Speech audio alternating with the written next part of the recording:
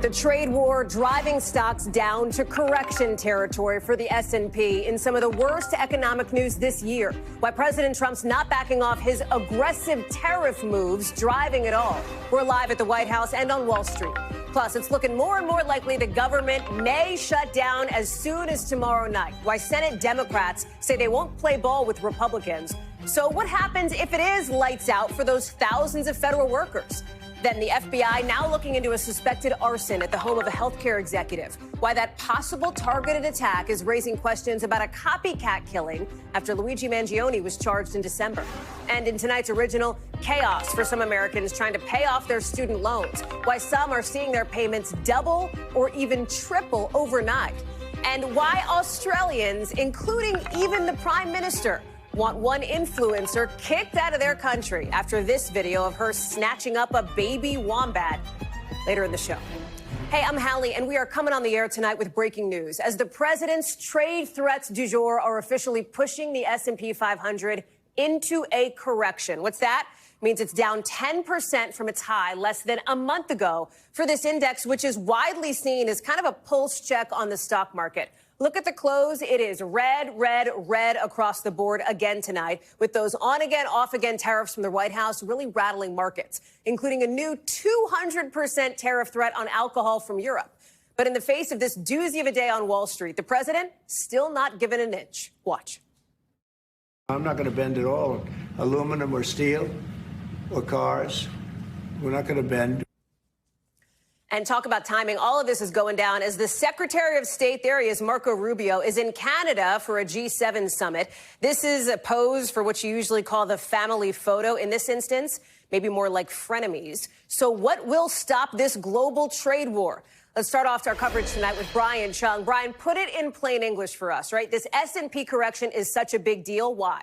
Well, because it's the most comprehensive view of what the stock market looks like. And as you just showed from those metrics, it has not been performing very well as of late. And it coincides with the ratcheting up of this tariff conversation. So again, just to rehash the markets at the close, the S&P 500 just today losing 1.4%. This is after what was already the worst day for the stock market on Monday. And you can see that slide down just over the last few weeks. Since the last high of the S&P 500, we are now down 10%, which is classified as a correction here. But again, the real story behind all of this is just the jitteriness among investors about not knowing what the next, not even 6 months, but what the next week or the next hour is going to hold for tariff policy, because it could threaten to raise costs on customers. It could threaten to spook customers and the American people into not doing as much consumer spending, which could lead to a major drag on this economy, maybe even tilt us into a recession. But I want to point out really quickly here, when we talk about a correction is not a recession. They are different terms. A correction, again, refers to when something drops by 10% from its most recent high.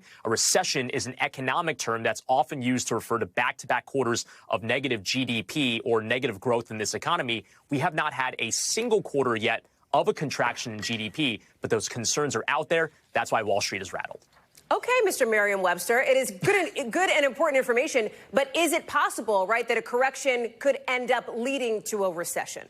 Yeah, and I do, there have been instances where that has happened. I mean, you know, in 2020 and 2008, those were certainly the case. There's another term for when the stock market has an even worse time than a correction. That's when it falls by, instead of 10%, by 20%. And then that's when you bring the animals out. They call that a bear market. So, again, that's not something that necessarily always coincides with a recession as well. The last correction that we had, by the way, was in 2023. So it happens relatively frequently, but there have been times where it's coincided with a recession. More dictionary terms for you. No, I love it. We know that we live in a global economy, right? We know that, as we showed, Secretary of State Marco Rubio is up there in Canada talking with allies. Is there any sense from the experts and from the leaders that you're talking to that there may be some movement on tariffs? Because it seems like right now what the markets want is certainty, one way or the other, and that is going to come from any kind of a tariff walkback. Fair? Yeah, fair. But I think that reading the tea leaves from what the policymakers in other countries will, glean is not necessarily as helpful when you consider that not even people inside the Trump administration know what's going to happen next. I mean, here is just a hash by hash of exactly what has happened just since February 4th, right? Look Look at what's been going on with China. Look at what's been happening around the world. There were times where tariffs were going to get put on. They were not going to get put on. They were put on. Then there were certain exemptions for certain things. I'm not going to read through the whole chart here, but what we do know is that there has been so much ups and downs and confusing commentary from the White House with regards to exactly what's happening here. But this is really Trump in the driver's seat here. Until there's more certainty on that, not only will finance ministers around the world not know what's going to happen, Wall Street investors and regular consumers won't know either. Brian Chung, thank you very much. The other big news out of the White House, of course, is this big fight over tens of thousands of fired government workers who may now actually get their jobs back. That's after a federal judge in California ordered a bunch of agencies to reinstate those new hires who lost their jobs last month. TBD on how the White House will respond here. But the judge says these workers from several agencies, you see them here, the VA, Defense, Energy, Treasury, Interior, they all have to be offered the chance to go back to work. I want to go to Aaron Gilchrist now, who's posted up near the White House. This federal judge called the White House's move to try to shrink the federal workforce a gimmick and a sham. Can this decision be appealed, and what is the timeline? Well, yes, the decision can be appealed, and we have not yet heard from the Department of Justice about this decision from the judge out in California. But you're right. Essentially, what he has said to these agencies that you just listed is that they need to offer these probationary employees reinstatement into their positions, anybody who was terminated on or about February 13th. The reason that date is important is because it's the day that a phone call was held with the Office of Personnel Management and some of these department and agency heads. The judge says this is when those agencies were directed to fire these probationary employees, and they were given some template, really, of language to use in this firing that it talked about these folks having that they were being fired based on their performance, effectively, is what that template said. Yeah. And the judge, in his ruling, part of his statement was, we'll put it up on the screen so people can see it. He said, it is sad, a sad day when our government would fire some good employees and say it was based on performance when they know good and well that's a lie. That's the statement from the judge there. He said that it is okay to do these reductions in force, but there are rules and regulations that govern that, and that the agencies should follow those rules and regulations, not this directive from OPM. The White House did respond to this, and we can put the statement from the press secretary up on the screen as well. She said, if a federal district court judge would like executive powers, then they can try and run for president themselves. The Trump administration will immediately fight back against this absurd and unconstitutional order. And so, Hallie, we're back to where you started, asking whether this is going to be appealed. It seems as though that will be the case.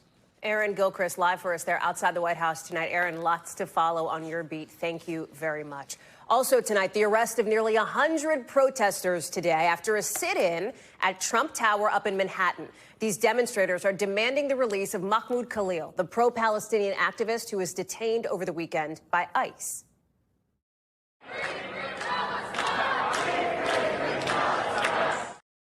So they're down there just below where that now infamous golden escalator is, chanting Free Palestine. There's these people on the floor, police handcuffing them with white zip ties. Some of the protesters shouting Free Mahmoud as they were being walked out of the building and loaded onto police vehicles and empty city buses. Maya Eaglin is joining us now from outside Trump Tower. Maya, tell us more about the protest and the aftermath.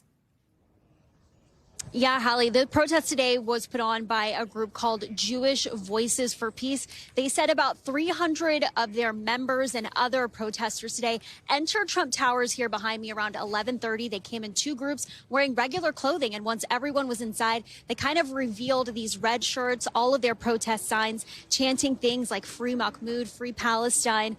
And we know that police arrived around 12:20. They say they gave protesters 3 warnings to clear the space. When those protesters stayed during the sit-in, they actually made 98 arrests. They were arrested for trespassing, obstructing government administration, and resisting arrest, according to the police here on the scene today. We actually heard from a spokesperson from this organization, Jewish Voices for Peace. She told NBC News that her grandmother lost her cousins in the Holocaust. She kind of grew up really seeing and hearing stories of resistance. She told us, quote, "We know what happens when authoritarian regimes begin targeting people, begin abducting them at night, separating their families, and scapegoating." And Hallie, those 98 arrests today were all classified as misdemeanors, not felonies. There were also no injuries and no damage to property today. Hallie? What about Mahmoud Khalil himself? He's still detained in Louisiana, but today filing a lawsuit against Columbia University. That's the school, of course, where he helped organize some of those pro-Palestinian demonstrations, right? Yeah, 100%. He actually went to Columbia University, was one of the very active and vocal people involved in the student protest last April and in that student encampment that we all saw. This lawsuit was brought by him and 7 other students, and they're really trying to block Columbia University for providing disciplinary records to the House Committee on Education and Workforce. That committee requested those student disciplinary records last month, and this lawsuit says that it would be in violation of their First Amendment rights and also in violation of the university protecting students' privacy and safety. So all of this is happening while President Trump says Khalil's arrest is one of many that they plan to execute in the next few months. But there's actually been a federal judge that put a block on the deportation efforts as this all gets sorted out in the courts. Hallie? Maya Eglin live for us there in Manhattan. Maya, thank you very much. Also tonight, the Trump administration is taking its controversial plan to end birthright citizenship to the Supreme Court, basing his argument off of a fringe legal theory that lower courts flat out reject. I want to get to NBC's Lawrence Hurley. Lawrence, this could be a very big deal if the Supreme Court decides to take it up, and if they rule in the Trump administration's favor, it would completely change the way that citizenship works, birthright citizenship works in this country. But those are two big ifs. Fair? Yeah, I mean, it's long been understood pretty much ever since the 14th Amendment of the Constitution was adopted that, you know, anyone who's born in the U.S., basically, with a few tiny exceptions, are U.S. citizens. But the Trump administration kind of wants to drive a truck through that exception and say, actually, birthright citizenship doesn't apply to the children of people who are, people in the U.S. who don't have legal status. But so far, lower courts have unanimously ruled against this theory. And the Trump administration has now turned to the Supreme Court. But, you know, there's some caveats here because they're not actually asking the Supreme Court to rule on the merits of this right now. And they're not actually asking the court to even completely overturn these lower court rulings, which may be a sign that they don't have full confidence in their arguments. But what they're actually trying to do is to limit the scope of those lower court injunctions so that they could at least carry on kind of formulating their plan without implementing it, and then maybe allow them to implement it in some of the states that haven't sued. So that would be basically red states, because all the Democratic-led states have already sued and have injunctions. So this is what the Supreme Court's going to be looking at, and they'll need to get 5 votes on the court on the out of the 9 justices to get anything out of them. So fair to say then that this is like a first step towards another step towards a step to overturn birthright citizenship? Yeah, I mean, it's an extremely long shot that this is going to work out. Pretty much every, legal scholar thinks that this is doomed, basically. But obviously, the Trump administration is going to fight every step of the way. And, you know, these lower court injunctions, they'll try and limit them, and they'll try to get people fight every step of the way. And that's going to head eventually to a Supreme Court ruling, but we don't know how soon. Lawrence Hurley, thank you very much for watching all of it. Appreciate it. Also tonight on Capitol Hill, total gridlock there as Senate Democrats reject the idea of backing this bill from House Republicans that would keep the government open, meaning that it is looking more and more likely, at least right now, 5:13 Eastern on Thursday night, that the government could shut down tomorrow night. That would furlough millions of federal workers. If you watch this show, you know we try not to overhype stuff like this, right? Considering lawmakers can and usually do work it out. Like, they go to the last minute, but they usually figure it out. In this instance, however, neither party can get this done without help from the other in the Senate. And right now, 12 Democrats, a dozen Democrats have come out and said, nope, hard no, hard pass on this bill to keep the government open. So that means that Republicans would need at least 7 Democrats to cross the aisle by tomorrow at midnight. Democrats are pitching their own solution. They're saying, hey, give us a month, give us 30 days. Press pause. Let's figure out something more long term. Let's work together for about a month. The Republican majority leader says, all right, not ruling it out. Listen. It's their call. Ball's in their court. They put out a potential 30-day CR, and if they want to vote on that in exchange for getting us the votes to pass to September 30th, I think we're open to that. So whether Democrats actually think they can pass something like that or just want to be on the record as not taking the House bill lying down, that's another story. Also worth noting, definitely on Democrats' minds, a shutdown may make it only easier for President Trump and Elon Musk to keep slashing away at government staffing. I want to go to Sahil Kapoor up for us on Capitol Hill. Process, weeds, we love it, we're nerds, we're into it, but give us the big picture. Are we going to shut down Friday at midnight or not? Hey, Hallie. Well, things look worse today than they did at the beginning of yesterday. I'll tell you that much. The reason is we are less than 36 hours away from a shutdown, and more Democrats have come out against the House bill today, which appears to be the only vehicle right now to avert a government shutdown, at least unless the House comes back into town, which there's no indication of them doing. More Democrats, including moderates and swing state senators who would likely be essential to any path to this getting 60 votes, senators like Mark Kelly, Mark Warner, John Hickenlooper have all firmly come out against this bill. Democrats have a whole variety of reasons as to why. Take a listen to what some of them are saying. For us to just surrender to a partisan, destructive piece of legislation that would last for 6 months is unacceptable. What you have in the Republican partisan hot mess is, in effect, a faux CR. Really, it's a mini budget. Now, to break this down, Hallie, Democrats have several issues with this bill. The first is it was crafted by House Republicans in the White House without any input from Democrats. They say if they want Democratic votes, then they need to at least have them at the table and negotiate with them. Then there's specific cuts to non-defense spending. You see them on the screen, a whole host of them, billions of dollars worth of them that Democrats object to. Meanwhile, the bill includes an increase in defense spending, which Democrats see as sacrificing a Democratic priority in favor of a Republican priority. And finally, there's still a lot of anger among Democrats as to the activities of Doge and Elon Musk. They see this must-pass bill as their best, if not only, leverage to push back against that. And there is this, I think you've reported on this, there is this concern that if they do shut things down, like if there is a shutdown, I shouldn't say if they do, but if there is one, then it kind of plays into what the Trump administration has been trying to do, a la taking a chainsaw to government staffing here. That's what you've heard from some Democrats, right? That's right, Hallie. In a way, it does, because guess who would be in charge of classifying who is an essential employee or a non-essential employee for the purposes of a shutdown, for the purposes of furloughs? It would be Russ Vought, the OMB director, who is a staunch ally of President Trump and Doge and Elon Musk and this attempt to dismantle the government. So yes, there would be a lot of actions taken by the White House that Democrats vociferously would object to on a substantive level. However, the politics of this are what this kind of all boils down to. Democrats believe they can win the politics of this if there is a shutdown because right now Donald Trump is in the White House. His party, the Republicans, control the House, control the Senate. And one Democrat just pointed me to a new poll that came out earlier today by Quinnipiac that shows more than half the country would blame either Trump or Republicans in the event of a shutdown. Just 32% said they would blame Democrats. So if those numbers persist, Democrats might feel confident they can get into a shutdown and win the battle. Sahil Kapoor, live for us on the Hill. It'll be a late night for you, I think, the next couple of nights. We'll see. Sahil, thank you.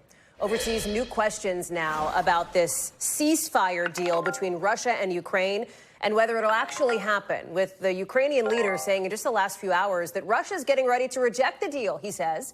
But Volodymyr Zelensky's accusing Vladimir Putin of Russia of being scared to say this directly to President Trump.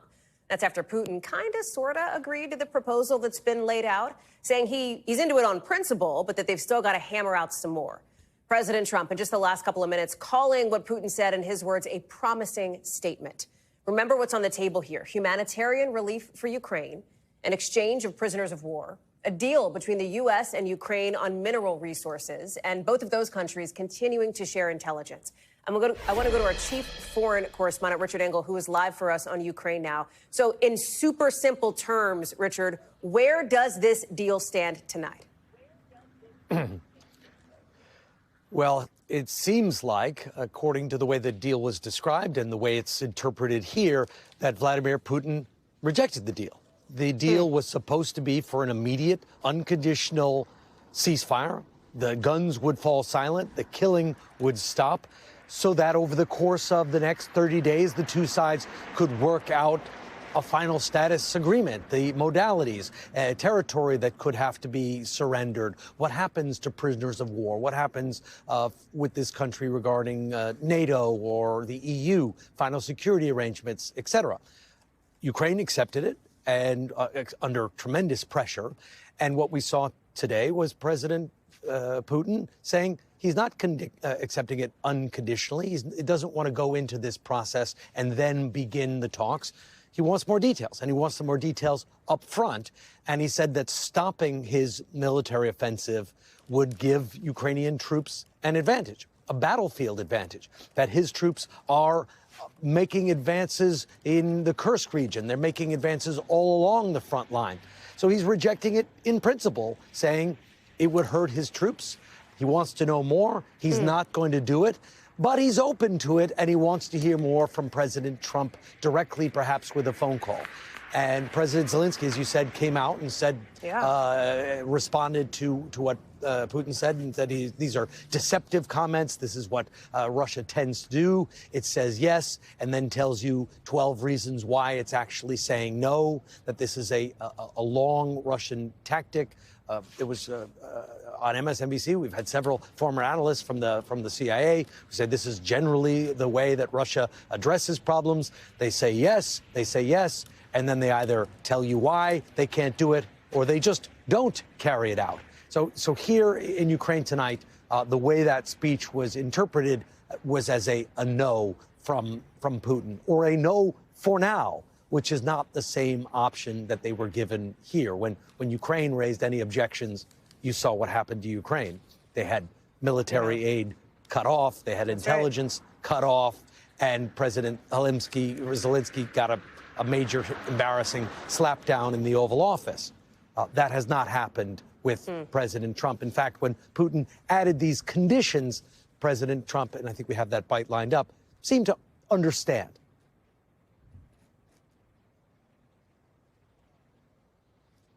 I don't know if we have that bite, Richard, but to your point there's a lot of moving pieces here, including this report that Poland may have asked the U.S. to move weapons there to protect from future Russian aggression. What is the NATO factor in this when you look at NATO allies, when you look at where things stand now with Moscow? So that request came from Poland, and Poland saying, well, you know, we might feel a lot more secure, and everyone will feel more secure if you move some nuclear weapons to Poland. And that shows you how nervous NATO allies are right now. And we saw this meeting with the NATO Secretary General go fairly well in the Oval Office. They didn't have any blow-ups. They seem to have a relatively chummy relationship. But NATO and countries are nervous. European countries are now talking about the need to maybe form their own collective defense forces. They're certainly trying to spend more money on their defense. European countries, NATO countries, do not want to find themselves in the position that Ukraine is in right now, where they're weak, where their enemy is attacking them, and where they're not sure if the United States is a reliable ally or a fair ally, and seems to be taking the side of the aggressor, of the country that carried out the invasion. Richard Engel, live for us tonight from Ukraine. Richard, we're glad to see you, as always. Thanks for being there. Back here at home, this late-season winter storm is causing a rare tornado in L.A. County today, in Pico Rivera, just southeast of downtown L.A. It did some damage. It went on for several blocks. Look at this car hood bashed in. At least one tree fell on a house, a lot of debris. It's the remnants of this so-called atmospheric river that's already been super messy up in Northern California, set to bring more dangerous weather as it barrels east. Bill Cairns is joining us now. Weird to see a tornado in L.A., and everybody's bracing for the impact of this storm as it heads towards the East Coast now. Yeah, this time tomorrow, we're going to start our severe weather outbreak, and we're going to have likely tornadoes and really fast-moving, dangerous storms. But we're still watching the storm system over California. The end of it is in sight for California. We made it through. We didn't show you any pictures of mud or debris flows or anything like that, so we made it through most of this event unscathed, besides that tornado. Here's Los Angeles right here. Just a few little showers that are left over, and that's about it. These will be heading out. We'll be dropping this flood watch here shortly. Again, I did not see any significant flooding at all from early this morning when the heavy rain. So let's fast forward. That storm tonight moves over the Intermountain West. Tomorrow it heads out into the plains, and we have a very typical spring weather, severe weather outbreak. It's going to start tomorrow. It'll continue into Saturday and just a little bit on Sunday. But tomorrow, these storms at this time will be popping up over Kansas City, heading into areas through Missouri. And then they're rapidly going to move. These storms are going to be flying at like 70 miles per hour tomorrow. So if we have tornadoes moving at 70 miles per hour, that's not a lot of lead time for people. Storm chasers can't even keep up with them. But from St. Louis down to Memphis, that's the greatest area of concern where we could even see a strong tornado. And this, Hallie, will carry right over into Saturday. We're going to watch Mississippi and Alabama could even have significant tornadoes there, too. So it's that time of year, and it's going to be a very dangerous Friday, Saturday.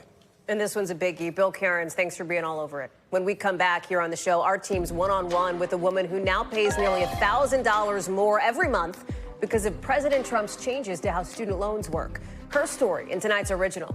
Plus, check out this mysterious manhole explosion. What's up with those green flames? Why students at Texas Tech are kind of blasé. Next.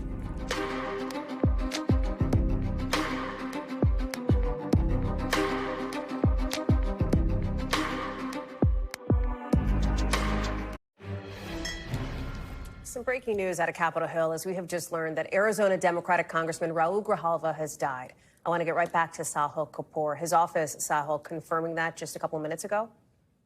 That's right, Hallie. This is brand new information coming to us just now. Congressman Raul Grijalva, the Arizona Democrat, has died at the age of 77. In a statement, his office announced this, saying they're saddened to announce that the congressman has passed after fighting a long and brave battle. They say he passed away this morning due to complications of his cancer treatments. He was 77. He had served a district representing Tucson, Arizona since 2003. He previously led Democrats as chair and ranking member on the Natural Resources Committee in the House for several years until this year when he was replaced for that position. He's also a former leader of the Progressive Caucus in the House. Now, Grijalva had missed multiple votes earlier this year. He was the only Democrat who missed votes on that crucial Republican budget resolution, as well as the stopgap funding bill that they're still fighting about over in the Senate, a testament to how ill he was at the time. This news leaves the House of Representatives with a different margin. 218 Republicans, now 213 Democrats, now 4 vacancies in the House of Representatives until the seat is filled. Hallie. Sahil Kapoor, thank you very much for that breaking news. Appreciate that. Also tonight, the FBI is joining an investigation, a very active investigation, into suspected arson at the home of a healthcare executive in New Jersey. This happened last week early in the morning with an executive from Bayer. You see the logo there. Of course, it comes some 3 months after the CEO of United Healthcare was shot and killed on his way to an investors conference in New York. Since then, a lot of big companies have ramped up security for their executives. George Solis is following this story for us. George, at least 8 agencies are investigating this fire now. Can they definitively call it arson? What else do they know? Yeah, still a case of suspected arson at this time, Hallie. You also have the NYPD investigating. You have the Madison Fire Department. You also have some CSI units and the New Jersey State Fire Marshal's Office. Again, a number of agencies involved in this, which is, of course, why a lot of this is now the focus of this investigation, especially as it comes 3 months since the murder of United Healthcare CEO Brian Thompson. Of course, nothing definitively to link any of those 2 cases at this point, but obviously, given what happened there is a lot of eyes that naturally gravitate towards a case like this. Now, what I will tell you as far as Bayer goes, they did issue a statement about this, saying an incident occurred at the private home of one of Bayer's U.S. executives. The family is safe and unharmed. The safety and security of our employees are of utmost importance to Bayer's. The incident is under active investigation, and the company is cooperating fully with the investigation. They, of course, acknowledge the quick response to local law enforcement here. So again, very minor details that are being released about this case. We actually don't even know how large this fire was at this time, Hallie. But again, obviously it piques the interest when you know that the FBI is involved. And again, just very quickly touching on Luigi Mangione, the suspect accused. Because I was going to ask, George, you know, with Bayer being this sort of big pharma biotech company, I think there are people who would think, given what we saw with the United Healthcare CEO just a few months ago, Is there anything to suggest from officials, from police, that this may be some kind of a copycat situation? Do we know at all?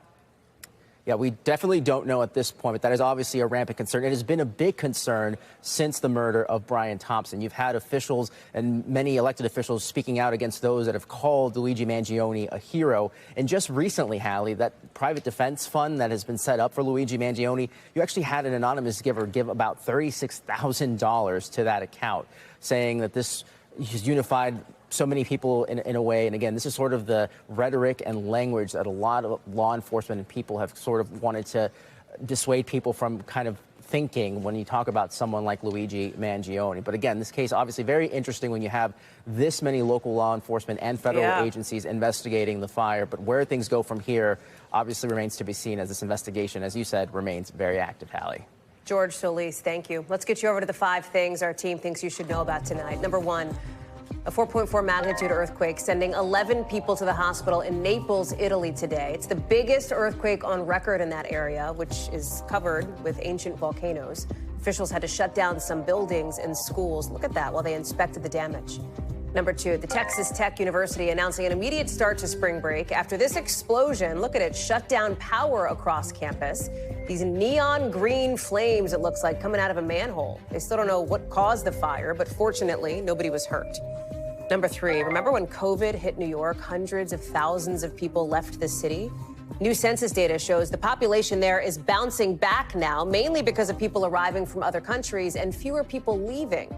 That trend is happening in some other big cities, too, like D.C., like San Francisco out west. Last year, cities gained in all some 3 million new people living in them. Number 4, the Tampa Bay Rays say they're not going to go forward with plans to build a new stadium in St. Petersburg because of hurricanes and a fight over public funding. Remember, the team's got to play at a minor league park this year after Hurricane Milton ripped up the roof of Tropicana Field. The whole thing's adding some juice to rumors about a move, maybe to Orlando, Nashville, Montreal, speculation around those names. Number 5, Donatella Versace is stepping down as the chief creative officer of Versace, ending her nearly 3-decade career at the top of that fashion empire. She took on the role after her brother and Versace founder Gianni was shot outside his Miami Beach mansion in 1997. She says she plans to stay on as the company's chief brand ambassador. When we come back, the terrifying person in the mask creeping out people in PA on their ring cams. Ooh. That's some creativity with some paper plates there. What we're learning about the so-called box demon later in the show.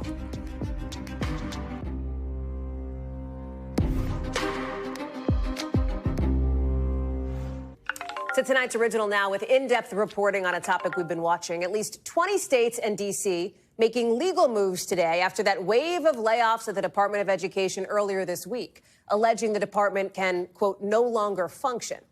It's happening while many college students and grads have been left in the dark with certain loan repayment plans put on hold and outages on the federal aid website. NBC's Rahema Ellis spoke with one borrower trying to figure out how to deal with surging monthly payments. There's an overwhelming sense of uncertainty looming over Hannah Contreras' future. This has made a permanent lump in my throat. Her monthly federal student loan payments skyrocketing. My student loan payment has gone up $905 every month. While it might sound like something a loan shark would do, doubling or tripling payments without notice, it's actually because of a dramatic change at the Department of Education. Not from staffing cuts, not even DOGE, but a broad interpretation of a court order. Some student loan repayment plans based on income are suddenly halted, affecting 13 million borrowers, according to the National Consumer Law Center. It's all in response to ongoing litigation over what the Biden administration called the Saving on a Valuable Education, or SAVE plan, where monthly payments are based on income and family size, an attractive option for millions of graduates just getting started. Borrowers who've made the required number of payments in the SAVE plan would normally be eligible to have their remaining balance canceled. Last year, several conservative-leaning states challenged the plan, saying it would require spending up to $475 billion not authorized by Congress. And a recent temporary order by the Eighth Circuit Court in Missouri broadened the scope of the case to some other income-based plans, too. In response to the court order, the Department of Education, without any explanation, simply pulled down all of the applications for the income-driven repayment plans. We reached out to the Department of Education for comment, but have yet to hear back. On the website, it says applications are temporarily unavailable due to the court's injunction.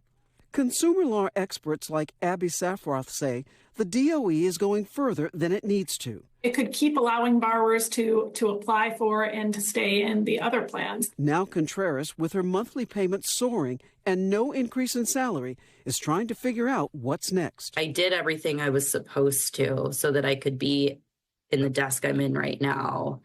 And yet I may have been better off doing something different.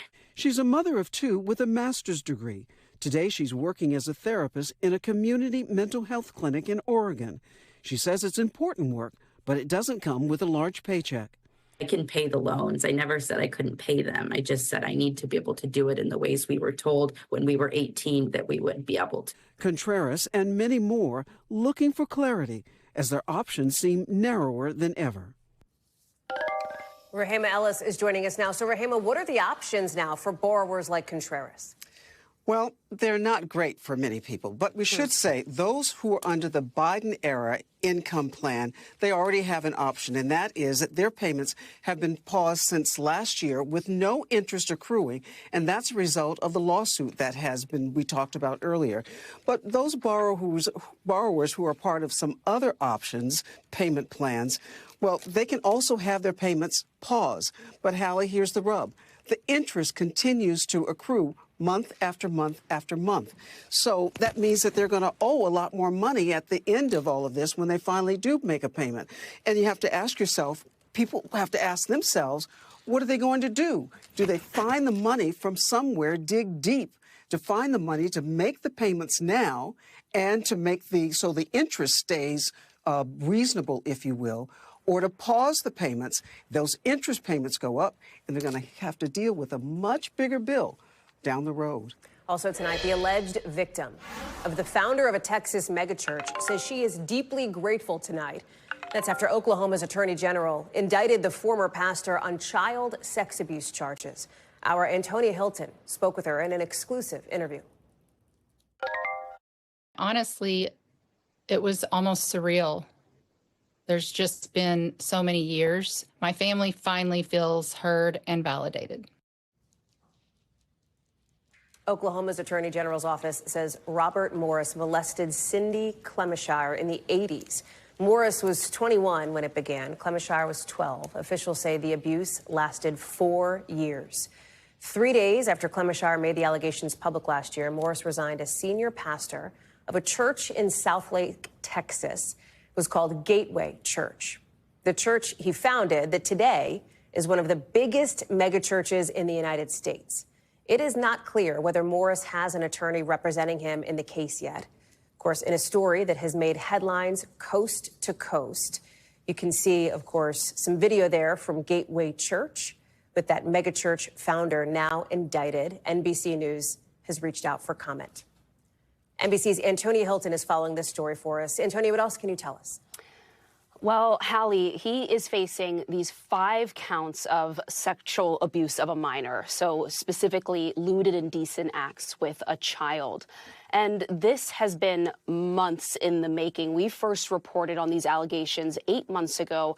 We investigated the story of what happened to Cindy Clemishire, and we obtained documents showing what had happened between the two of them since the abuse began on Christmas Day of 1982.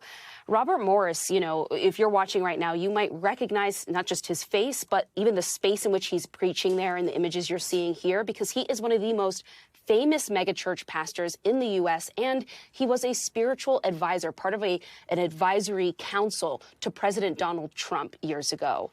Take a listen to the Attorney General of Oklahoma talking about Robert Morris and his church. Do not permit sexual offenders to be among your leadership. Gateway knew well of these allegations many, many years ago. And I'm disappointed with its leadership that it continued to cover up Mr. Morris's behavior. And Hallie, I reached out to Gateway this morning and received a statement from them. And what they said essentially was that they support the justice system taking action against an abuser, and that their prayers were with Cindy and with their own congregation at this time, Hallie. Where does this case go from here then, Antonia? Well, we have heard from the Attorney General's office that they expect for Robert Morris to turn himself in next week. But there's also the open question of, well, what might happen to other victims of sexual abuse? At this time, we don't know if there are other people who have accused Robert Morris of anything, but the Attorney General left open the possibility here that because of this old statute in the state, if someone has allegations related to child sexual abuse by someone who was visiting or traveling through the state of Oklahoma, even if it's outside of the normal statute of limitations, he wants to hear from them. Take a listen to Cindy describing some of her experience in her own words. He started by touching my breast and putting his hands in my pants. He wanted me to stand and close my eyes so he could lift my shirt and pull my pants down and just look at me. I had the chance to catch up with her today, and she described this moment as just utterly surreal. Hallie, you know, more than 4 decades going by since that night when he first started to abuse her back in 1982. And you know, just the years that have gone by where she thought that she would never have this moment. And so her message to people right now is that if you have a story like hers, no matter what people tell you, what you might believe about the statute of limitations in your state, you should come forward and speak out, because that's the only way she believes things are going to change, Hallie. Antonia Hilton, thank you very much for that reporting. We'll look for more coming up later on tonight with Nightly News with Lester Holt, 6:30 Eastern on your local NBC station. NBC News covers hundreds of stories every day, and because it can be tough to read or watch or listen to them all, our bureau teams have done it for you. This is what they tell us is going down in their regions in a segment we call The Local. Out of our Western Bureau, the Columbine killers claiming another victim today, more than 25 years after the shooting at the Colorado high school, with one victim dying of sepsis recently from 2 gunshot wounds that left her paralyzed. Forensics experts say those gunshots contributed to her death all those years later. Also out of our Western Bureau, scientists say the likelihood of a volcano erupting near Alaska's biggest city is going up. May happen maybe in the coming weeks or months, so at some point relatively soon-ish. Experts say they're going to monitor Mount Spur near Anchorage for seismic activity and surface heating. If you're wondering when the last time this volcano erupted, it was like 5,000 years ago. And out of our Northeast Bureau, police had to say they've identified a self-described box demon in Pennsylvania. Here's what a front door camera, like a ring cam, or a doorbell camera, I should say, recorded at like 4 in the morning outside this person's house. Watch. I am the box demon. I believe this box is a gift for you. So the paper plate looking mask person left an empty box apparently at their door, but police say there was no threat to public safety. No name released. When we come back here on the show, a lot more to get to, including whether a sudden drop in egg prices could actually last. President Trump seems to hope so. We're getting into the eggflation of it all after the break.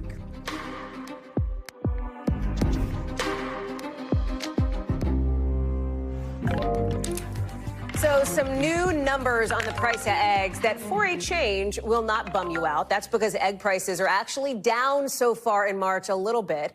The USDA reporting a drop of about $1.20 per dozen from last month. So they're still close to $7 on average, but they are down 15% from February. President Trump seemed psyched about that, posting on Truth Social today about it while defending his tariffs as well. Yasmin Vasugian pulls back the curtain on the turbulence in these prices, heading to a farm to speak with an egg broker. Yes, those exist in tonight's breakdown. A dozen eggs costing $6, $8, even $12. You've seen prices like that at your local grocery store. But good news tonight for consumers. Those prices actually coming down 15% off the sky-high levels just 2 weeks ago, according to the USDA. So what's causing the roller coaster? Since there's no cure for the avian flu, the government says the only solution is to put down the whole flock once a farm is infected.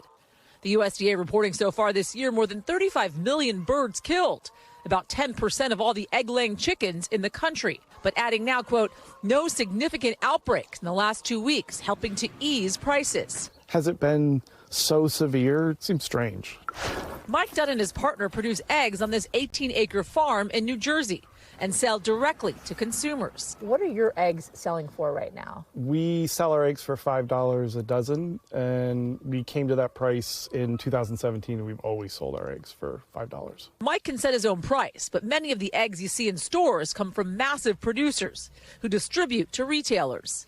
Egg brokers help connect everyone along the way, and analysts mine the data to set prices used across the industry. But the big players like Cal-Maine, Rose Acre, and Daybreak Foods have lots of influence. And Cal-Maine is raking it in as egg prices soar. Sales jumping to $954 million in their latest quarterly earnings, almost double the year before. We know that the farmers at the bottom of that chain, they're on the front lines of the avian flu. Meanwhile, these large companies like Cal-Maine that are controlling the egg industry, they're raking in just unbelievable record-breaking profits. Angela Huffman is the president of nonprofit Farm Action, which says it helps small farmers and workers navigate our corporate food system. Egg prices are far exceeding what the egg companies would need in order to recover from any losses due to the avian flu. We reached out to the 3 big egg producers for comment and have not heard back. The main group representing the industry, the American Egg Board, did not provide us with a comment.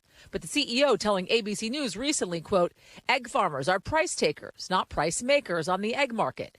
And that market is responding to the uncertainty and chaos bird flu is causing. Now there's mounting pressure from lawmakers like Senator Elizabeth Warren for action, and reports citing unnamed sources that the DOJ is launching an investigation into price fixing. The Department of Justice declined to comment. Egg broker Brian Muscaguri thinks any ongoing investigation is just the government reacting to angry customers. From my optics, the markets are just a result of supply and demand and price ultimately balancing those two things out. President Trump posting on Truth Social today that egg prices are down, though they're still high historically. A small farmer like Mike says he will not sign a contract with a major egg producer. As for how a potential infection could impact him, would you then have to raise the price of your eggs? I don't think so. I'm selling to the community here, and I want to be viewed with some integrity. He wants his customers to know they can rely on a dozen eggs for $5. Yasmin Vasugian is joining us fresh back from her trek through some of these locations here. What is the expectation? I made a best friend, by the way, that was a turkey that followed me around that entire farm all day. It was the coolest experience. You make friends everywhere, babe. I'm not surprised to hear that. You know. But talking about eggs, talking about chickens. Talk about eggs. Most important thing is when is it going to get back to like a quote unquote normal price? And I know that's like an unknowable question, but you've been talking with a million experts about this. What do they tell you? So there's a bit of a lag, and I will say, so one of the reasons why the wholesale price is at $6.85 right now, according to the USDA, is because there's been a 2-week reprieve from avian flu. If, in fact, that stays status quo and that there's no more avian flu cases that we're seeing across the country, then we could continue to see the wholesale prices come down. And there's always a couple-week lag when it comes to some of these wholesalers, these egg producers, these processors. We got to remember there is a chain of people, right, from when these eggs are farmed to when they're actually hitting the retailer, like Whole Foods, for instance, or ShopRite or your local grocery stores. And then you have those Cal-Maine, right, those big behemoths that literally take care of everything. And so some of it is going to be dependent on your retailers, your local grocery stores, but you will begin to see those prices go down so long as everything stays status quo in the next couple of weeks, Hal. Yasmin Vasugian and her turkey pal, thank you so much. Appreciate it. Thanks, Hal. And just a little bit here, an American influencer is getting Aussies infuriated, including even the Prime Minister. What it all has to do with a baby wombat. Next. So this controversy in Australia over a wombat has reached such a fever pitch that even the Australian Prime Minister says that this video of an influencer taking a baby wombat from its mother is an outrage. Here's the video. Just caught a baby wombat.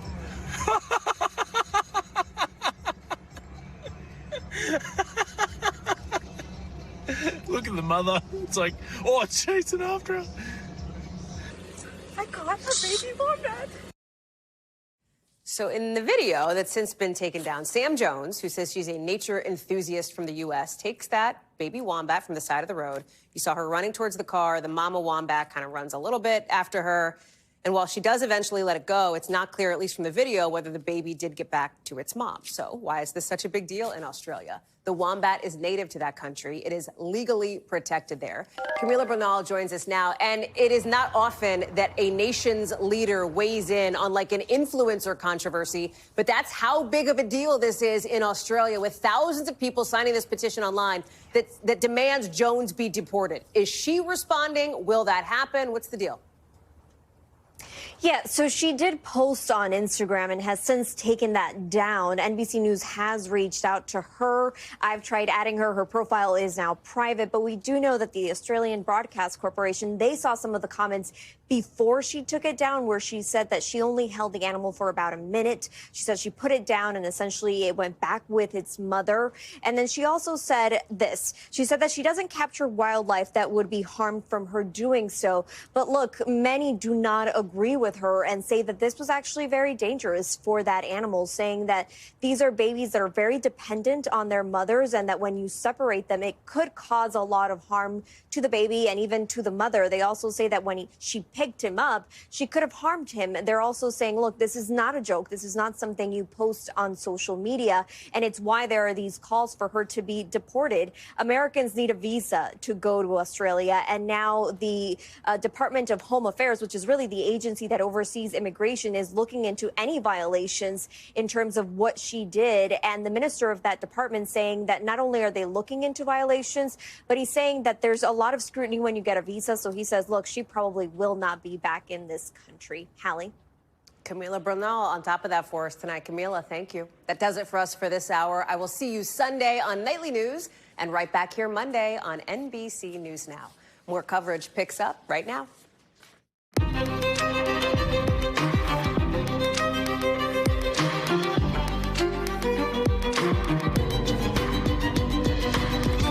Tonight, the trade war driving stocks down to correction territory for the S&P in some of the worst economic news this year. Why President Trump's not backing off his aggressive tariff moves, driving it all.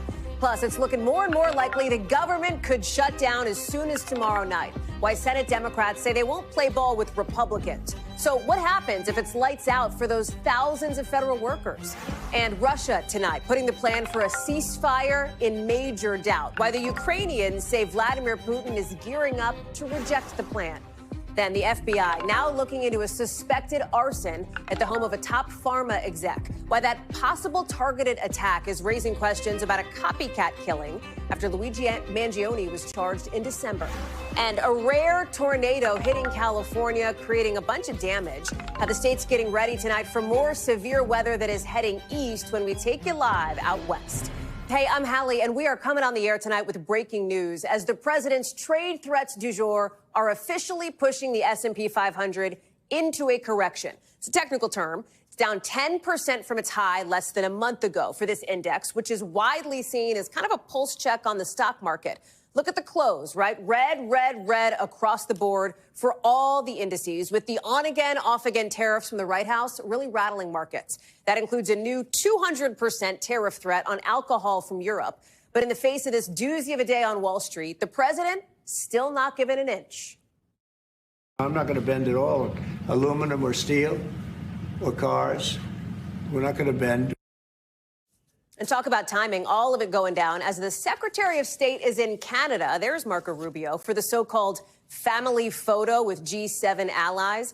At this point, more like frenemies, perhaps. So the big question, what will stop this global trade war?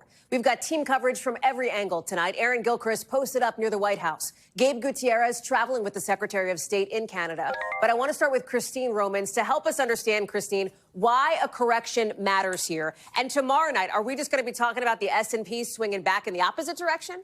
Well, look, this is the first correction since 2023, in more than a year. So before that, it was 2020. So they're not as common as you think. And sometimes it takes a few months to get back where you were. And sometimes a correction is the beginning of something worse, a big major pullback. We just don't know what this is here. But what it tells us is investors are rattled by an escalating trade war.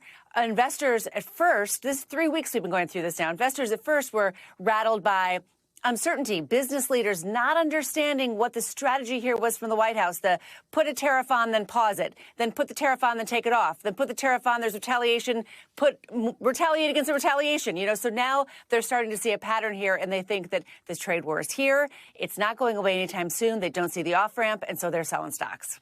The White House has insisted and continues to that they're more concerned about the long term than the short term when it comes to the markets. So how do you square that with the timeline of maybe more tariffs to come? Well, President Donald Trump himself has used the stock market as his own personal poll or scorecard for years. He's now really signaling that he doesn't care what happens in the stock market, that he's got a bigger picture, eye on a bigger prize, and he's not looking at the near term. And people around him are giving the same message, trying to say, oh, a recession is not guaranteed, and we're not going to have a big losses in the stock market longer term because America's going to be so rich. But very near term, there's a lot of uncertainty and concern about the strategy. And the people, very smart people who are saying, even if you agree with the president's worldview, that you want stuff made in America again, you want simpler supply chains, is this the way to go about it? Or is this more haphazard and dangerous to business in the near term and long term? That's the big discussion that's going on. Christine Romans, thank you very much for that breakdown. Let me bring in Gabe Gutierrez, who's traveling with us from Canada there. So economy, money talk with Christine. Talk at the G7 in Canada for these foreign ministers is about diplomacy, right? So where do things stand? You know that tariffs came up in these discussions, right? Where do things stand with some of these global leaders? Yeah. Well, Hallie, quite an awkward meeting, wouldn't you say, as President Trump was today in the Oval Office talking about Canada and reiterating how he thought Canada would be better as a 51st state, but that they'd be able to keep their national anthem, "Oh, Canada." That was all going down, Hallie, as Secretary of State Marco Rubio was in the building behind me speaking with timing. World foreign ministers here. And it was just incredible. Now, what's interesting, Hallie, is that we have not heard from Marco Rubio so far today. He's taken no questions. There has been no readout of the meeting that he had earlier today with the Canadian foreign minister. So we're still waiting on all of that. Now, yesterday, Secretary Rubio did speak with reporters. He said, that part of the agenda today would be the war in Ukraine, would also be China and the Indo-Pacific. However, what's looming large over this entire meeting is this tariff turmoil. And again, the secretary meeting with G7 foreign ministers here in quite an awkward spot, Hallie. Yeah, no kidding. Gabe Gutierrez live for us there from Quebec. Gabe, thank you. Let's go to Aaron Gilchrist now back here in Washington with some other big breaking news, because in just the last couple of minutes, quite literally, we've learned that the White House will appeal this ruling from a federal judge that basically says a whole bunch of federal agencies have to bring back the new hires they just let go. Not a surprise that the Department of Justice, that the White House is now appealing. You actually kind of previewed that last hour because there was a suggestion from the press secretary that that would be the case. Where does this go from here? And what does this mean for those thousands of probationary employees who are kind of in limbo?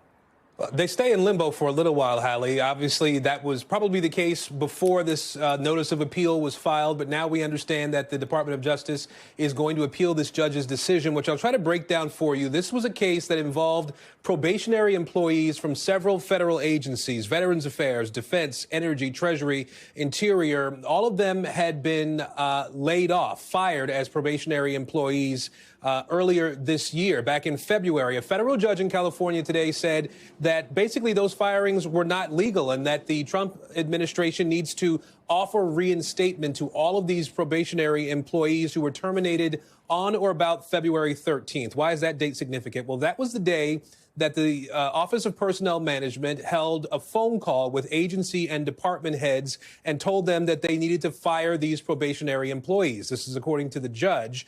And he said that that directive from OPM was not legal, that these departments had been provided a template that basically said the agency finds based on your performance that you've not demonstrated that you deserve further employment, essentially. And the judge said that while there's nothing wrong with firing people, there's a process for it, and that template letter was not enough. It wasn't a part of the process that is prescribed under rules and regulations. I want to read you part of what the judge said in his ruling.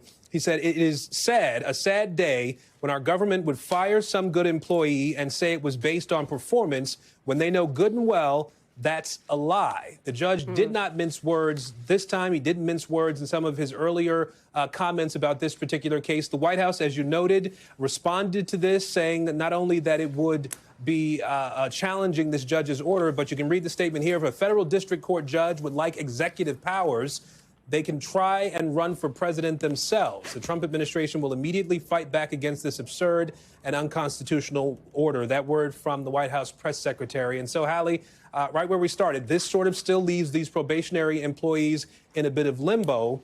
Do they get offers to have their jobs back? And then, of course, that begs the question, do you take the offer to get your job back and very likely be fired again with a reduction in force or some method that is actually under the regulations that exist currently? So, but bottom line, though, like it's not like the timeline is minutes, days, weeks. It's still kind of a question mark as to how long this is going to take to work through the court system. Fair? You're absolutely right. It goes up to the Ninth Circuit Court of Appeals. There's logic that says it could continue to be appealed up through there. There are many challenges to some of these executive actions that have been taken during the Trump administration. Our understanding is that something like 20 rulings so far are in the appeals process, and that doesn't account for all the other cases that are still in the earlier stages of the legal process, Hallie. Aaron Gilchrist live for us just down the road in front of the White House. Aaron, thank you. Let's bring you over to Capitol Hill now, where in literally the last maybe 8 minutes, we're getting some news that could give us a signal that maybe the government won't shut down tomorrow. Maybe. Let's go to Ryan Nobles up on Capitol Hill. Chuck Schumer's giving a signal to his conference here. What's the deal? What is Schumer saying? What's going to happen? Yeah, so this is a little bit of inside baseball, Hallie, so we'll try and make it as accessible as possible. Okay. I know. But essentially what Democrats are trying to do here is have it both ways. They want to give their members an opportunity to vote against this continuing resolution, as it's called, basically a short-term spending deal, without risking shutting the government down. And so, as you know, in the Senate, you can stop any measure by requiring 60 votes. So what Senator Schumer, we are told in a closed-door meeting, informed his conference is that he is willing to waive, essentially, that 60-vote threshold to get the bill to final passage to allow for a simple up or down 51-vote threshold vote. That would allow all Democrats, in fact, to vote no on this legislation, but it would give Republicans enough votes to pass the legislation, sign it into law, and then therefore avoid a government shutdown. But to be very clear, Hallie, there are a lot of Democrats that don't like this option. They believe that this is a very bad piece of legislation, and they would like to see it defeated, including Senator Tim Kaine of Virginia, who I caught up with earlier today. Listen to what he said. I think we will get a vote on this 30-day CR, which is all we need to really get a budget, a real budget and approach bill, not a full-year CR. So, but is that going to be tonight? Is it going to be tomorrow? I don't really know. So what Kaine is talking about there is kind of the way that they're going to get a bit of an off-ramp here is that Republicans will likely allow them to vote on a 30-day short-term spending bill that would allow them more time to negotiate. But the catch here is that there's no chance that that will pass. Republicans feel that they have the leverage here. They want to pass the bill that they currently have on the books. So Democrats will get this vote basically as a way to allow them some theater, some cover, to show that they fought as hard as they possibly could to prevent this from happening. But at the end of the day, Republicans are going to win this battle. And at the same time, the government will likely stay open. A lot can happen between now and then, but that's currently the operating theater that we're working under. Okay, Professor Nobles, a couple of follow-up questions for you. Number one, layman's procedural question. Does there have to be a vote in order to allow for a simple up and down majority vote instead of that 60-vote threshold, or can Chuck Schumer just decide on his own to let that go? Great question. And the answer is yes. So that's part of why this could be complicated, because even though yes Chuck to which Schumer, part? Yeah, yes, there has to be a vote that would basically eliminate the 60-vote threshold before it gets to a final vote. And that's where it could get complicated, right? Got it. Because there are a lot of Democrats, so that it could happen, likely will happen tomorrow. But if they come up with some sort of a time agreement, it could happen even tonight if they just want to move this forward as quickly as possible. And that's why this is far from a done deal here, Hallie, because in addition to Schumer, he'd have to find 7 other Democrats that are willing to waive that threshold that would essentially allow the bill to be passed. And there may not be that many Democrats that are willing to do that. My guess is because Schumer has taken this bold step and has allowed this information to get out there, the votes are there to make this happen, and Democrats are going to try and have it both ways. But there's still a lot of work to be done, and there's still votes that have to be cast, and there are going to be people that are going to be held accountable for the outcome of what happens here. Ryan Nobles. I think there's a ratings spike in these last 4 minutes. That's what I think. I think the people want the procedural. I think it matters. Because the bottom line is this, right? At some point in the next 24 hours, Democrats are going to have the rubber meet the road. Either the government is going to shut down or it won't. So the question is going to be, if it doesn't, are they going to have somebody able to say, we didn't just roll over and let Republicans do this, right? I mean, that's really just in super simple terms what it comes down to. That's exactly right. And then the question is, will the American people buy that argument? That's that right. They did everything they possibly could to avoid it. And I think that's a question that we're not going to know the answer to for some time to come. All right.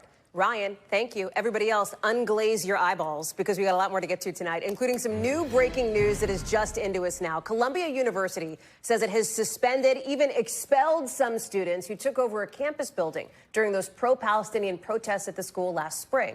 The university also saying it had temporarily revoked the diplomas of some students who have since graduated. It's coming as police today are arresting nearly 100 protesters after a sit-in at Trump Tower in Manhattan. The protesters demanding the release of Mahmoud Khalil, that's the pro-Palestinian activist and Columbia grad detained over the weekend by ICE.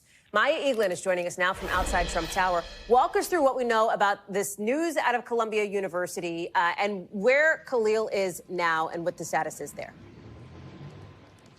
Yeah, Hallie. So this announcement was just released by Columbia University, and they aren't giving exact details on the number of students involved, but they said that their judiciary board has come up with these consequences for the students involved with the pro-Palestinian protest last spring, late April, but more specifically, the students who occupied Hamilton Hall. So they said that some of them are facing multi-year suspension. There's some of them who are going to have their degrees temporarily revoked, and they also said that they're going to expel some students. Again, we don't have specific numbers just yet on how many students are impacted by this, but this is happening all as President Trump recently announced over $400 million, of federal funding had been cut to Columbia University. So a lot happening here. And again, this protest earlier today at Trump Tower behind me, kind of putting an exclamation point on all of this happening at the same time.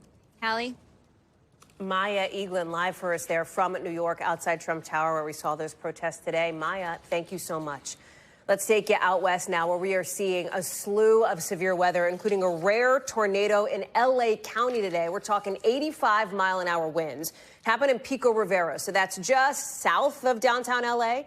It did some damage. It stretched for several blocks, actually, with the remnants of this atmospheric river already creating a lot of problems there. Look, this is the tornado damage. You see the hood of the car banged in there. There was a tree. You see the windshield. The tree fell into a house. Again, not something that L.A. County often sees. As you're looking at snow further north, that is what they've been dealing with in the rest of the state as this atmospheric river rolls through. We've got meteorologist Bill Cairns standing by, but I want to start with Steve Patterson, who is live for us in L.A. Listen, L.A., meaning Louisiana, they see tornadoes a fair amount. You do not, right? I mean, walk us through this as this mega storm is starting, as we'll talk about with Bill, to barrel east. Yeah, luckily, I should say, it is barreling east. You can see maybe behind me, things have brightened up a whole lot. The good thing about this storm, and maybe the bad thing about this storm as well, because it caused so much damage, is how quickly it moved through the region, right?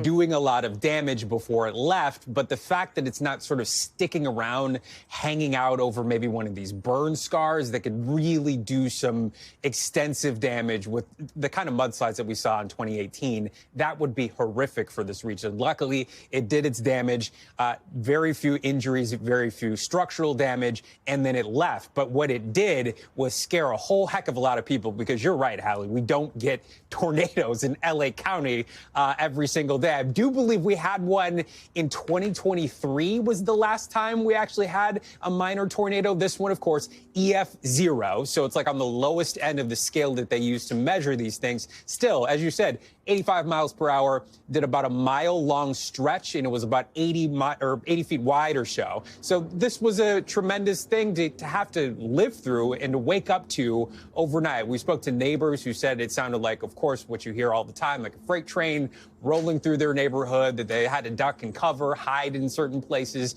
because they were worried about the damage it would do. And mostly what it did was a lot of tree damage, trees in the yards, trees in the homes, trees on the streets. But thankfully, as I said, the storm rolled through really quickly, right? So this is all done really before noon. We called the city administrator. They had chainsaws on this thing really almost as soon as it was down. And so those roads have mostly been cleared.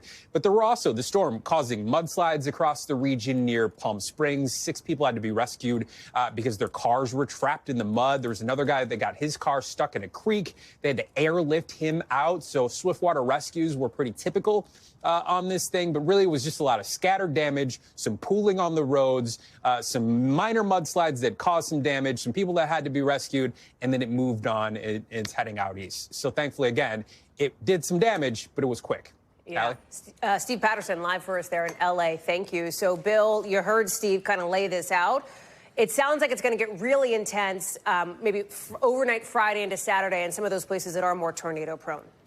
Yeah, and the winds are just going to be so strong with this storm system. I mean, we're going to have wind damage even without the tornadoes. And then on top of that, if we get fires that form in the next 48 hours, we're going to have a lot of problems. And even just in the last hour, outside of Colorado Springs, there's a large brush fire that has formed. There are new evacuation orders that have taken place. And so, yeah, that's just a sign. Right now, winds are about 35. Tomorrow, we're going to double that. So this whole area is under red flag warnings. We can go all the way from South Texas up to South Dakota. So all in the plains. It's going to be your typical extreme wind event in the plains. Some areas may get up towards 80-mile-per-hour wind gusts. We're like a hurricane-type strength. And the area of greatest concern tomorrow, where the relative humidity is going to be low and it's going to be very windy, goes from just about outside Fort Worth all the way to Oklahoma City, back down to Lubbock. This is what we call extreme critical risk. So this area tomorrow, at this time, we're going to be watching it very closely. So here's all the high wind warnings in purple. That's where it's going to be strong enough winds, even without thunderstorms, to get damage and power outages. And our computers are estimating that in this area here, these wind gusts from Lubbock to Amarillo could approach up to 75 miles per hour. I'm sure we'll get isolated gusts up to 80. Even the Dallas area should be about 40 to 50 mile per hour winds. So it's one of those days that we're going to be showing you pictures of 18-wheelers that are going to be flipped over, that sort of thing. And then as we go throughout about 24 hours from now, we begin our severe weather coverage, and that will last through tomorrow night. And then through Saturday, this area of red is our greatest risk for strong tornadoes tomorrow. It does include the St. Louis area and also down towards Memphis. And as we head through the overnight hours back into Mississippi, as far as Saturday goes, then we're going to shift our threat here down towards areas of Mississippi and Alabama. And this could be even worse than what we're expecting as we go through Friday. Here's some of the timing. I just wanted to pause this on St. Louis. This is at 10 p.m. It shows you where the thunderstorms are going to be located. So for your timing, everyone should get home from school and get home from work tomorrow in the St. Louis area. But tomorrow evening is when it's the worst for you. And then finally, Hallie, on Sunday, this whole line of thunderstorms races through the East Coast. Wind damage is also possible. It wouldn't surprise me at all if over this weekend, 500,000 people lose power because of this storm. So just be ready for it. Yikes. That's really scary. And Bill, you mentioned that Colorado brush fire. We literally, as you were speaking, got some video to turn around in it. That's a look. Our first look at that there. You can see some of the smoke rising from there. Bill Cairns, thank you very much. Lots to follow, lots to watch on that front. Also watching tonight, what's happening overseas with these new questions on whether a ceasefire between Russia and Ukraine will actually happen. In just the last few hours, you have the Ukrainian leader accusing Russia of getting ready to reject the deal, but of being too scared to actually say it to President Trump. That's after Vladimir Putin, the Russian president, kind of sort of agreed to this proposal that's been laid out. He says he agrees on principle, but they've still got to hammer out more. President Trump called that, in his words, a promising statement. Remember what's on the table here: humanitarian relief for Ukraine, an exchange of prisoners of war, a deal between the U.S. and Ukraine on mineral resources, and both of those countries continuing to share intelligence. I want to get to Raph Sanchez for us now. And so, Raph, I mean, at the end of the day, the question is going to be, fine, is this deal moving forward? Is the train moving forward, albeit slowly, or not?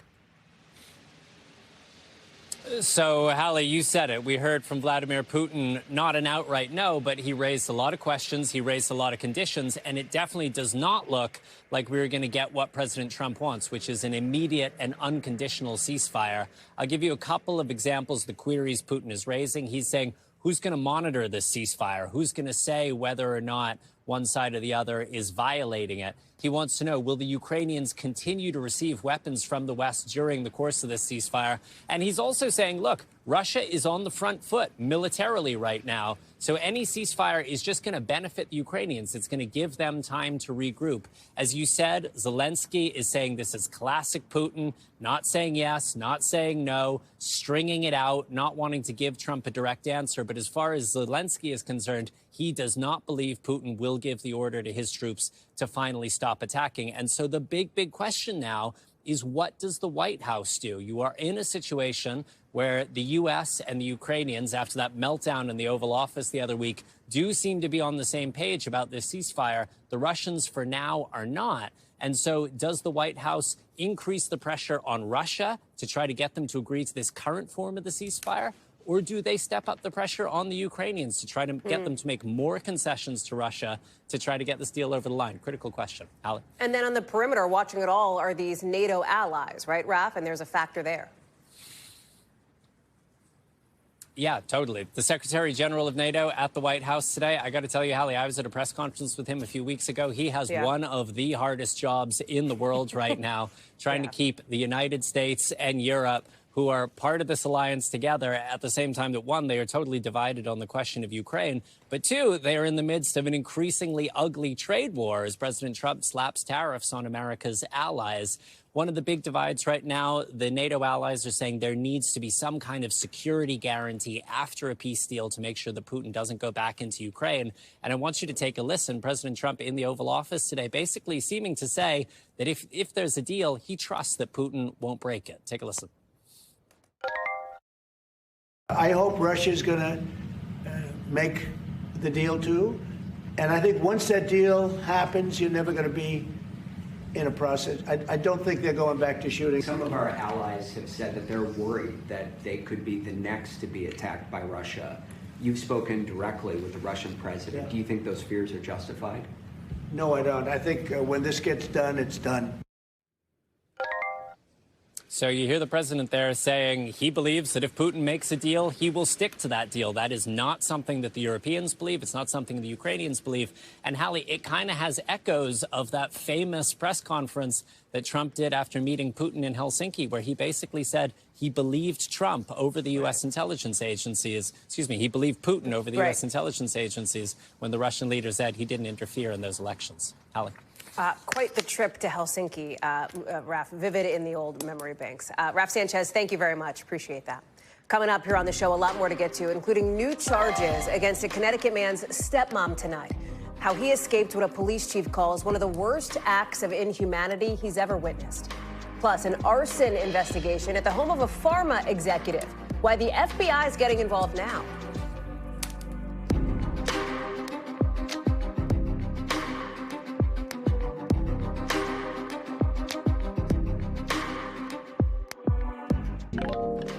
The FBI now joining an active investigation into suspected arson at a Bayer executive's home in New Jersey. It happened last week, early in the morning. And it happened, of course, about 3 months after the United Healthcare CEO was shot and killed on his way to an investors conference in New York. We mention it because since then, a lot of big companies in the healthcare, pharma, biotech, et cetera space have ramped up security for their executives. George Solis is following this story for us. At least 8 agencies are investigating this fire now. Can they definitively call it arson? What else do they know? Yeah, still a case of suspected arson at this time, Hallie. You also have the NYPD investigating. You have the Madison Fire Department. You also have some CSI units and the New Jersey State Fire Marshal's Office. Again, a number of agencies involved in this, which is, of course, why a lot of this is now the focus of this investigation, especially as it comes 3 months since the murder of United Healthcare CEO Brian Thompson. Of course, nothing definitively to link any of those 2 cases at this point, but obviously, given what happened there is a lot of eyes that naturally gravitate towards a case like this. Now, what I will tell you as far as Bayer goes, they did issue a statement about this, saying an incident occurred at the private home of one of Bayer's U.S. executives. The family is safe and unharmed. The safety and security of our employees are of utmost importance to Bayer's. The incident is under active investigation, and the company is cooperating fully with the investigation. They course, acknowledge the quick response to local law enforcement here. So again, very minor details that are being released about this case. We actually don't even know how large this fire was at this time, Hallie. But again, obviously it piques the interest when you know that the FBI is involved. And again, just very quickly touching on Luigi Mangione, the suspect accused. Because I was going to ask, George, you know, with Bayer being this sort of big pharma biotech company, I think there are people who would think, given what we saw with the United Healthcare CEO just a few months ago, is there anything to suggest from officials, from police, that this may be some kind of a copycat situation? Do we know at all? Yeah, we definitely don't know at this point, but that is obviously a rampant concern. It has been a big concern since the murder of Brian Thompson. You've had officials and many elected officials speaking out against those that have called Luigi Mangione a hero. And just recently, Hallie, that private defense fund that has been set up for Luigi Mangione, you actually had an anonymous giver give about $36,000 to that account, saying that this has unified so many people in a way. And again, this is sort of the rhetoric and language that a lot of law enforcement and people have sort of wanted to dissuade people from kind of thinking when you talk about someone like Luigi Mangione. But again, this case obviously very interesting when you have this many local law enforcement and federal agencies investigating the fire. But where things go from here obviously remains to be seen, as this investigation, as you said, remains very active, Hallie. George Solis, thank you. Let's get you over to the 5 things our team thinks you should know about tonight. Number 1, Connecticut police are charging a woman with kidnapping and assault after allegedly she held her stepson captive in a small room, starving him for more than 2 decades. Police say he only escaped by lighting the house on fire. He was 32, but only weighed 68 pounds when police found him. The chief there calls it the worst treatment of humanity he's ever witnessed. The woman denies all the allegations. Number 2, Texas Tech is immediately starting spring break after this explosion. Look at that, shut off power across campus. Fire in a manhole, looks like neon green flames coming out. Still not clear why that happened, but police say they have found no evidence of anything criminal. Fortunately, nobody got hurt. Number 3, the former Transportation Secretary Pete Buttigieg says he will not run for Senate or governor in Michigan next year. Some had speculated he wanted one of those jobs after he moved his family to Michigan from Indiana. Could it be a sign he's making 2028 moves for the White House? He's not saying for sure yet, but one of the people he would have replaced was at the White House today, Michigan Governor Gretchen Whitmer, talking with President Trump about tariffs. Number 4, the Tampa Bay Rays say they will not move forward with plans to build a new stadium in St. Petersburg because of hurricanes and a fight over public money.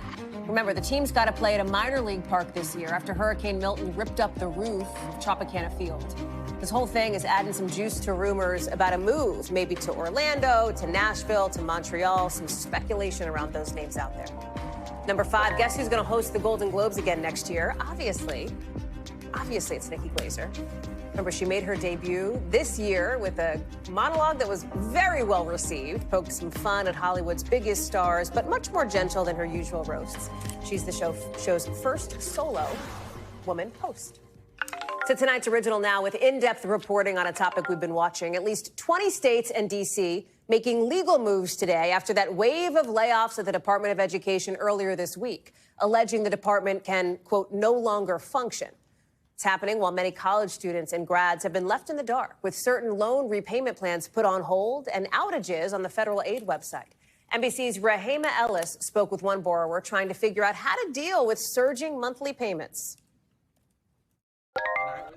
There's an overwhelming sense of uncertainty looming over Hannah Contreras' future. This has made a permanent lump in my throat. Her monthly federal student loan payments skyrocketing. My student loan payment has gone up $905 every month. While it might sound like something a loan shark would do, doubling or tripling payments without notice, it's actually because of a dramatic change at the Department of Education. Not from staffing cuts, not even DOGE, but a broad interpretation of a court order. Some student loan repayment plans based on income are suddenly halted, affecting 13 million borrowers, according to the National Consumer Law Center. It's all in response to ongoing litigation over what the Biden administration called the Saving on a Valuable Education, or SAVE plan, where monthly payments are based on income and family size, an attractive option for millions of graduates just getting started. Borrowers who've made the required number of payments in the SAVE plan would normally be eligible to have their remaining balance canceled. Last year, several conservative-leaning states challenged the plan, saying it would require spending up to $475 billion not authorized by Congress. And a recent temporary order by the Eighth Circuit Court in Missouri broadened the scope of the case to some other income-based plans, too. In response to the court order, the Department of Education, without any explanation, simply pulled down all of the applications for the income-driven repayment plans. We reached out to the Department of Education for comment, but have yet to hear back. On the website, it says applications are temporarily unavailable due to the court's injunction. Consumer law experts like Abby Safroth say the DOE is going further than it needs to. It could keep allowing borrowers to apply for and to stay in the other plans. Now Contreras, with her monthly payments soaring and no increase in salary, is trying to figure out what's next. I did everything I was supposed to so that I could be in the desk I'm in right now. And yet I may have been better off doing something different. She's a mother of two with a master's degree. Today, she's working as a therapist in a community mental health clinic in Oregon. She says it's important work, but it doesn't come with a large paycheck. I can pay the loans. I never said I couldn't pay them. I just said I need to be able to do it in the ways we were told when we were 18 that we would be able to. Contreras and many more looking for clarity as their options seem narrower than ever. Rahema Ellis is joining us now. So, Rahema, what are the options now for borrowers like Contreras? Well, they're not great for many people, but we should say those who are under the Biden-era income plan, they already have an option, and that is that their payments have been paused since last year with no interest accruing, and that's a result of the lawsuit that we talked about earlier. But those borrowers who are part of some other options, payment plans, well, they can also have their payments paused. But, Hallie, here's the rub. The interest continues to accrue month after month after month. So that means that they're going to owe a lot more money at the end of all of this when they finally do make a payment. And you have to ask yourself, people have to ask themselves, what are they going to do? Do they find the money from somewhere, dig deep to find the money to make the payments now and to make so the interest stays reasonable, if you will, or to pause the payments? Those interest payments go up, and they're going to have to deal with a much bigger bill down the road. Hallie? Rahema Ellis, thank you very much for that reporting. When we come back, a rare find out of ancient Rome, how archaeologists made that big discovery. Plus, why some unions are warning companies hiring in China to stop asking applicants.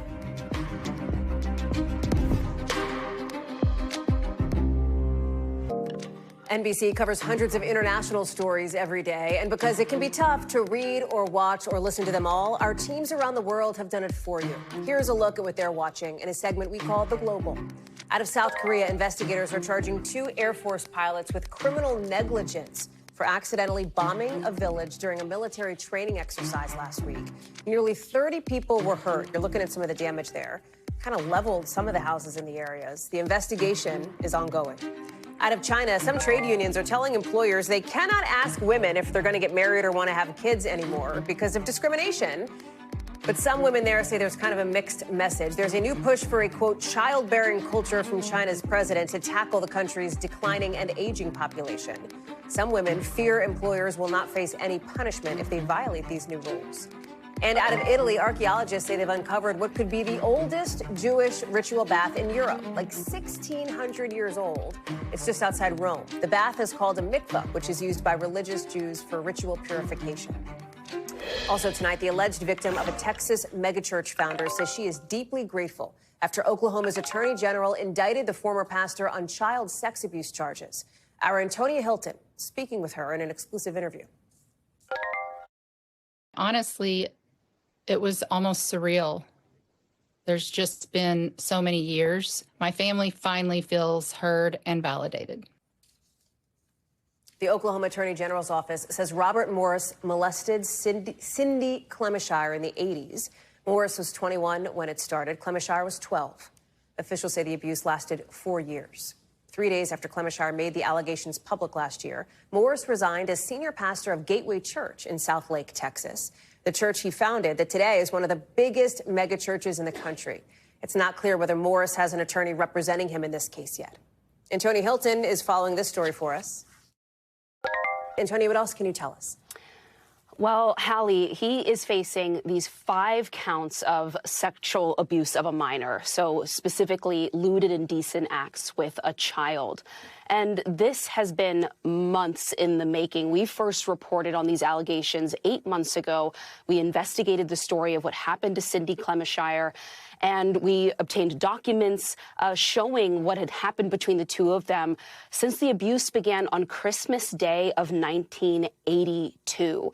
Robert Morris, you know, if you're watching right now, you might recognize not just his face, but even the space in which he's preaching there and the images you're seeing here, because he is one of the most famous megachurch pastors in the U.S., and he was a spiritual advisor, part of an advisory council to President Donald Trump years ago. Take a listen to the Attorney General of Oklahoma talking about Robert Morris and his church. Do not permit sexual offenders to be among your leadership.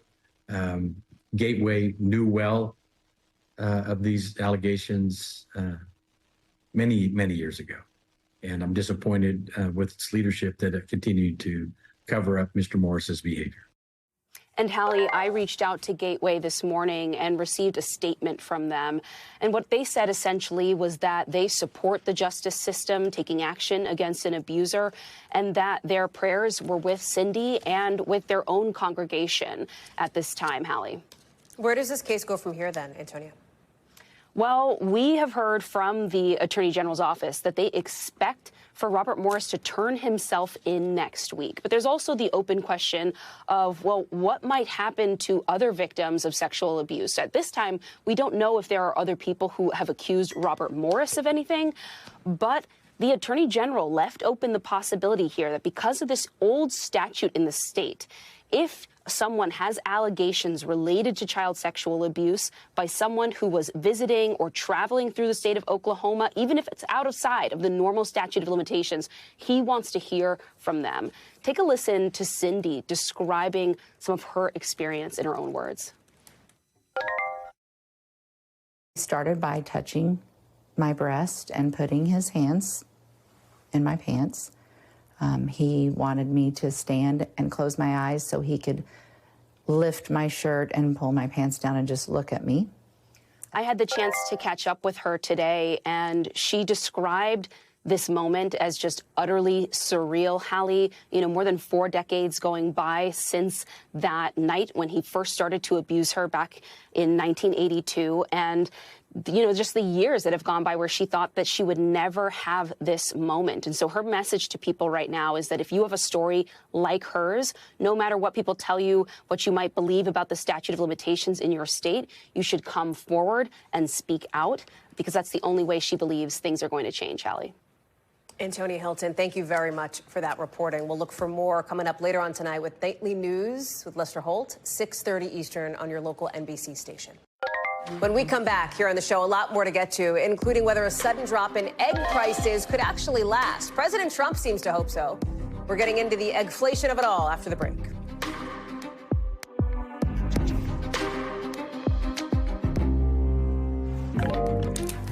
So some new numbers on the price of eggs that for a change will not bum you out. That's because egg prices are actually down so far in March a little bit.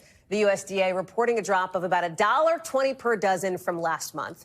So they're still close to $7 on average, but they are down 15% from February. President Trump seemed psyched about that, posting on Truth Social today about it while defending his tariffs as well. Yasmin Vasugian pulls back the curtain on the turbulence in these prices, heading to a farm to speak with an egg broker. Yes, those exist in tonight's breakdown.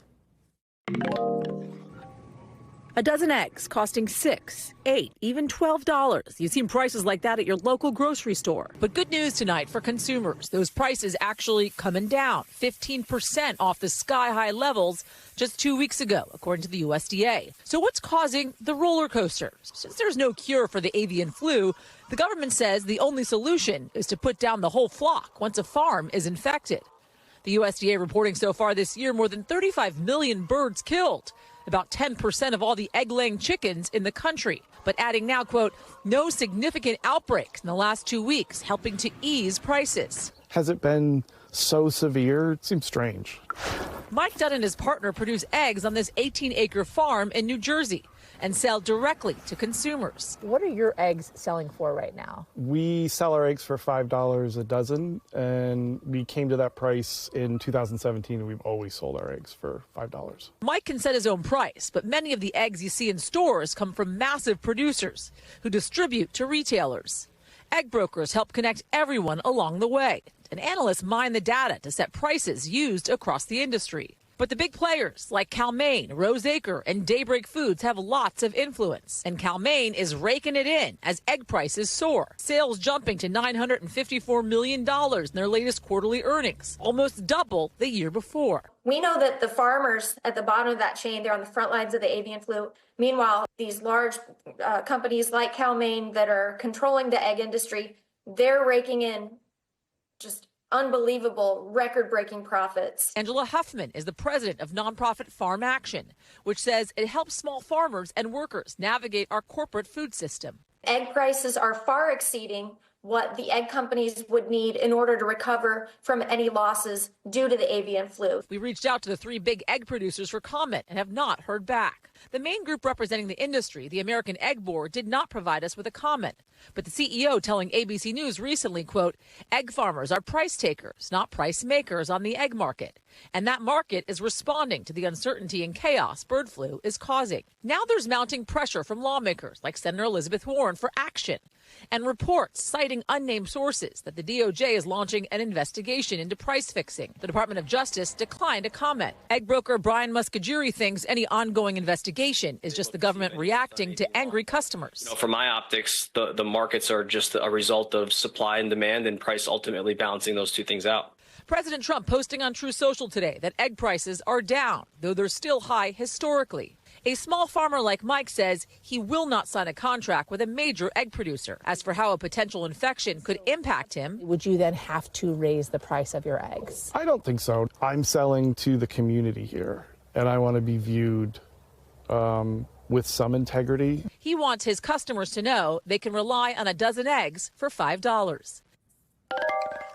Yasmin Vasugian is joining us fresh back from her trek through some of these locations here. What is the expectation? What's I made the a best friend, by the way, that was a turkey that followed me around that entire farm all day. It was the coolest experience. You make friends everywhere, babe. I'm not surprised to hear that. You know.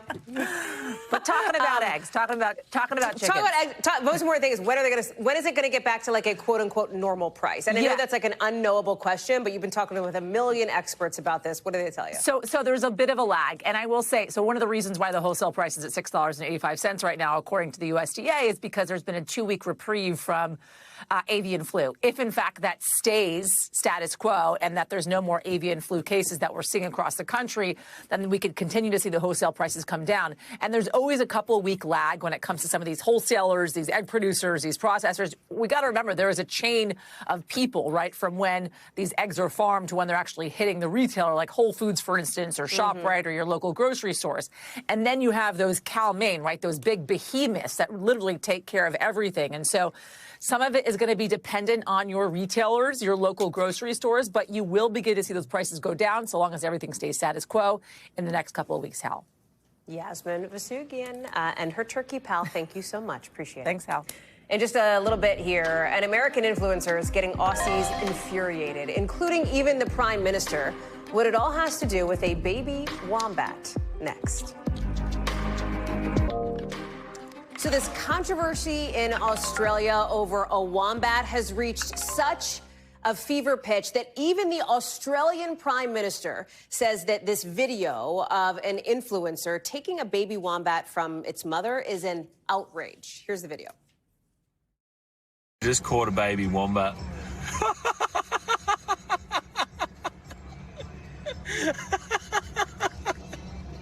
Look at the mother. It's like, oh, it's chasing after her.